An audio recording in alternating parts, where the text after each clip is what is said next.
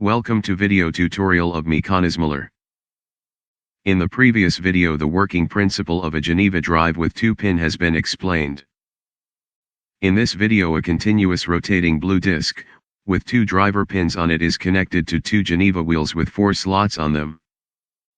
Corresponding to the 360 degrees rotation of the disc, the Geneva wheels makes 90 degrees turn, 90 degrees dwell, 90 degrees turn and another 90 degrees dwell simultaneously.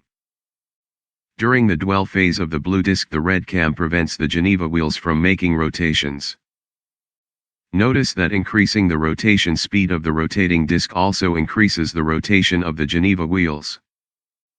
We encourage you to subscribe to our channel and to give a thumb up to this video. Thank you.